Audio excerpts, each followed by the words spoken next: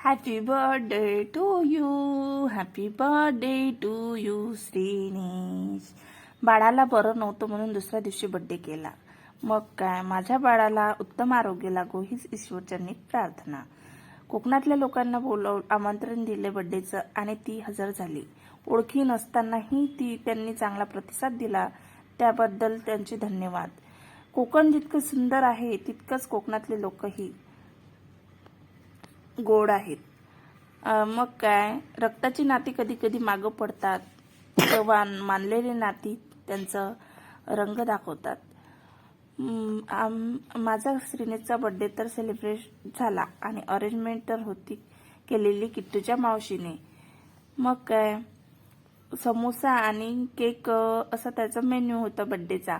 मग birthday celebrate झाला आणि आम्ही दोघींनी एकमेकींना केक चारला आणि दुसऱ्या दिवशी निघालो गुहागरला कोकणाचा आस्वाद घ्यायला.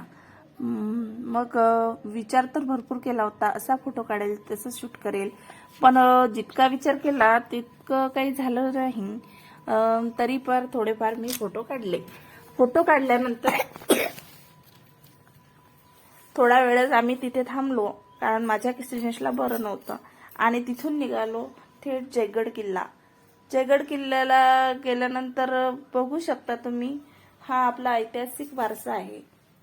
आणि हा किल्ला चे बांधकाम तरी भरपूर असे चांगले आहे, म्हणजे थोडाफार पडलेला आहे पण चांगला आहे. आणि मग काय, किल्ल्याचं दर्शन घेतलं आणि हा किल्ला एकदम समुद्राच्या काठावर आहे. तेव्हा जे शिवाजी महाराजांच्या काळात जलवाहतुकीसाठी सोपं जावं यासाठी हा किल्ला समुद्राच्या काठावर बांधला असावा असं सांगितलं जाते. मग काय, तिथून निघालो गणपतीपुळे आणि गणपतीपुळे निघाल्यानंतर काय संध्याकाळच झाली आणि संध्याकाळच्या रात्री असा गणपतीपुळे मंदिराचा व्ह्यू दिसत होता. सुंदर असं वाटत होतं आणि रात्रीच्या अंधारात समुद्राच्या लाटा पण खडखडत होत्या.